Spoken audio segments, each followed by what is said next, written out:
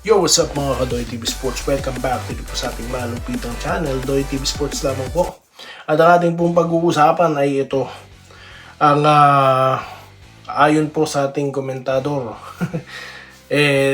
dapat na po bang tawaging Fast and the Furious or kapalit ng Fast and the Furious si Ronje Barrientos at itong si Scotty Thompson, alright? In connection po ito ng new face of Ginebra, Barrientos. Yan ang ating topic at mga pa-shoutout. Pero bago po yan, salamat po na sa ating mga minamahal na followers and subscribers. Salamat po sa patuloy na pagsuporta. Alright? Sa mga hindi pa po, follow and subscribe na lang mga bossing. Salamat po. Alright. So dito na tayo sa ating gustong pag-usapan. Alright? Naalala niyo po ba na may tinapik tayo na new face of Ginebra is Barrientos? Di po ba? Aba ngayon, ine-echo na ha, tinatopic na ng iba't ibang vlogger. Pero wala na, pag-usapan na natin, di po ba? At nasabi na natin doon kung ano sa tingin ko. Alright, ngayon po, siguro yung mga yon narinig ni Thompson, no? Teka sandali, di ba? For the past 2 days, nakita niyo naman po yung average niya, di po ba? Meron siyang 24 points na nakakalaban po ang Magnolia. Double-double siya doon dahil meron siyang 3 rebounds, di po ba? Alright, di po maganda ang kanyang naunang mga laro, pero nakabawi siya. Yun ang mahalaga kung ano ang latest, di po ba? Alright, sa ano naman po, si Barrientos naman po consistent, no? Sa umpisa pa lamang ng Commissioner's Cup. Okay? Umpisa pa lang 25 na mga boss ang kinana, di po ba? Tapos sa NLEX is double digit at San Miguel, pero hindi po kataasan, katulad po ng mataas na points niya sa Converge, no? Nakalaban nila Converge 32 points. At sa Magnolia Chicken Templados mga boss, meron siyang 19 points. At ito pong latest game niya, di po ba? Siya po ay nagkaroon ng 28 points, di po ba? So para sa akin, yes, I agree po, no, sa sinasabi po ng ating follower, di po ba, or subscriber na si Sir, na pwede na silang Fast and the Furious. Kasi po, yung pag sinabi pong Fast and the Furious, wala pong nagpapagalingan dun nagtutulungan yung Fast and the Furious, di po ba? Kung maalala nyo si Mark Aguiwa at si JJ Helterbrand, di po ba? Dito naman po sa estado ni Barrientos at ni Thompson is very complement sila talaga to each other. Ang ganda po ng samahan nila. Nakita nyo, pag hawak ni Barrientos, may second option Pwede niya ipasa kay Thompson. Then si Thompson may gagawin din no? So yung dalawang yun is both offensive minded, di po ba? Tapos third option na po, or I can't say third option. I mean, aside from Brownlee, meron 1 and 2 punch ang Ginebra, no? So tama po yun. Okay. Instead na, alam mo yun, palitan mo ang face of Ginebra na currently na si Thompson, bakit hindi na lang silang dalawa? Di po ba? Mas maganda yun. The past, as in P-A-S-T, and the future. Yun naman na sa akin. Kasi nga po, di ba, kung maaalala nyo, meron pong post, di po ba, nung nasa Japan siya, na ilang championship daw po, di po ba? Although, ay hindi po ka naniniwala no, na Thompson will retire very soon. Mala Japet din yan. Ilang taon na si Japet? 39. Pero tignan nyo naman, parang 29 lang, di ba? So, yun lang masasabi ko. Okay? Instead na Fast and the Furious, although pwede naman, pwede pa rin talaga magsama as Fast and Future. O, di ba? So, yan po ang ating topic, no? At naniniwala ako na magpapatuloy po ito, no? Yung dalawang ito na po. Kasi nakita nyo naman yung kanilang bench scoring din. So, sila na po ang team na talagang masasabi natin talaga na pang finals, mga boss. Hindi po ba? Ano po masasabi nyo? Comment na po dyan sa baba. Alright, so dito na tayo sa ating itong talakayin ulit ng mga pa-shoutout, no? This time, ako po'y dadako sa Facebook naman. Okay, so ito. Meron po tayong 20 commenters sa Facebook na babasahin ko po. Katulad po ni Marcy Canyo, Ginebra lang sa Kalam. Shoutout po, dito kami. sa magalang SRJ Game Farm. Alright. Ito po tayo. Ito yung nag-video kahapon sa PBA. Ano po ibig nyo sabihin, PMRC? Tama ba na babalik si Bulldozer sa Ginebra? Separate content ko po sasagutin yan. Ginoong Maximo Tamayaw. Okay? Ganda pa rin ng players rotation and ball movement ng Ginebra kagabi, Idol Doy TV. Ganda rin ng nilaro ng Phoenix. Kaso, kinapo sila sa crunch time. Sabi po yan ni Josh Pineda. Alright? Sergio Payawal. Ito po. Nanalo na tayo kabayan. Tama prediction mo. Mabuhay. Salamat po, sir. Mabuhay din po kayo. Alright. Galing, sir. Tama yung prediction mo. Saludo ako sa'yo. Hindi naman po, Sir Jesh. Hindi naman po. Good morning, Boss Doy TV. Pagka ganyan ang nilalaro ni RJ, baka makakuha niya pang MVP. Who knows? Di po ba, sir? Alright, Willie Pakinggan para Goyo, no? Pa-shoutout. Watching from Bacoor City, Cavite. Napakadami po talagang Caviteño ang nanonood din talaga dito sa Doy TV Sports. Si MC Derek, tignan nyo, magko-comment yan dyan. Silent viewer yan eh.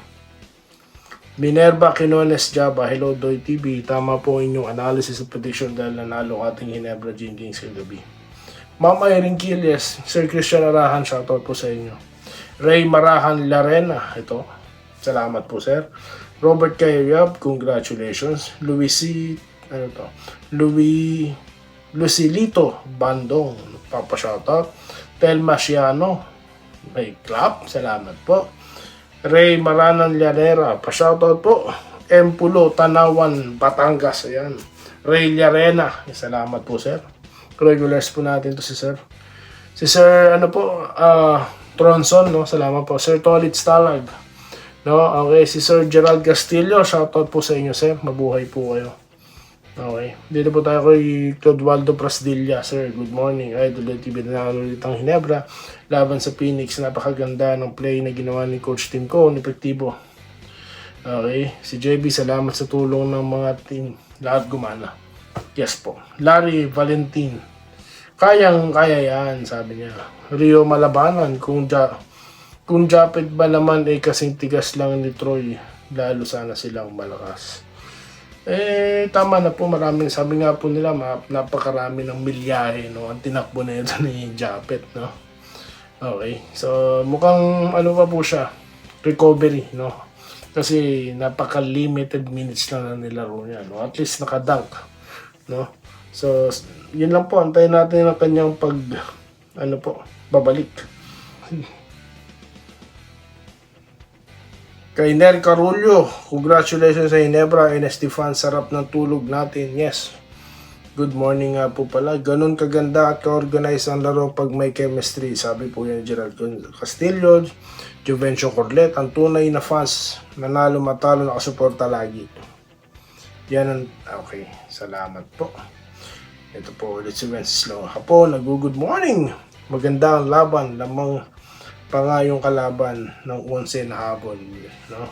Relax lang sila, no? Pero nahabol nila. Ito po, si Sir Romulo Macaraeg, Boss Idol, Doy TV, mabisa. Shoutout po sa inyo, sir. Archie Makirang, nagko-congrats, salamat. Romel Sales, good day, Doy TV. Tama ang sinabi mo, panalo kahit naman yung gawing mindset yung pagkapanalo. Yun po yung lagi ko sinasabi. Sir Lawrence Correg, congratulations si Alejandro Tronson. Good morning, Doy TV. Congrats daw po sa Ginebra. Ito po. Anong sabi po ni Joseph dito? Magkakampi si na JB at Import sa Phoenix at si DK. Nabanggit ka po ng commentator, no? Okay. Alma Dagar, congrats, Kings. Isa po akong fans ng Ginebra. Shoutout po, ma'am. Corazon Alberto. Okay, basta mananalo ang Ginebra, okay. Talaga. Judy Bundak, nagko-congrats. Willie Bardahe. Finally, back-to-back win daw po. Ronald Saturno, ganda ng play ng team support quarter, no? Sir Archie Makirang, Christian Arahan, masarap ang tulog kahit puyat. Salamat po, sir. Vincent Naba, Ma'am Mary Anticangco na lagi nandito. Galing daw po ni JB, sabi ni Gerald Castillo, Lica Rivero. Rodriguez, na sa nakikita niya raw, sa laro ni RJ, dati na siya magaling pero lalong gumagaling nung napunta Johnny Barreras. Nabubulungan siya no. Okay po no. Roberto Niesta, Idol Panalo Ginebra, Andres Ladicapter. Parang ilang ulit kayo nag-comment sir ha. Welcome back. Andesito Lantason, Rene De Rosales, nag-congrats. Marvin Mungle, pagpatuloy-tuloy na ganyan laro, Ginebra, may pag-asa makapasok. Okay. Alright. Joseph Pineda, si Paul, Idol, ang ganda naman ng suot mo, t-shirt na mobile. Baka naman dyan, kahit yung... ano lang po yun, bigay. Robert, kaya Biab, congratulations. Nelson Palabelo, Gilyar Katukon, yun, napakadami po talaga. Ito. Sabi ni Paul, Idol, sabi ko nga sa nakaraang vlog mo na sa pagharap nila ng Phoenix ay bihira lang naman. Okay po pala nagsabi nun, no? Bencho Corlet, shoutout po. Yam, ito po si Ma'am Yam. Certain positive lagi, kaya ng Jinkings manalo. At lupit ng Deadly Trio ngayon. Totoo po kayo dyan, no? Okay. Si Holt, no? Baka po nakakalimutan natin si Holt. Maganda rin po nilaro ni Holt, no? Sabi nga po ni Andy Howe, mukhang nahihiya pa daw Dapat daw po nagtitake over na ito sa Ginebra. Oo nga naman, no? Siguro, ang laruan kasi ni Holt ngayon, spot-up shooter siya Yun yan lumalabas na laro niya Wala naman po kasi ako nakikitang may isolation game si Holt, no? May nakikita po ba kayo? Tapos yung strong to the hoop, pag naman po nalibre siya, talagang ina-atake niya yung baseline, no?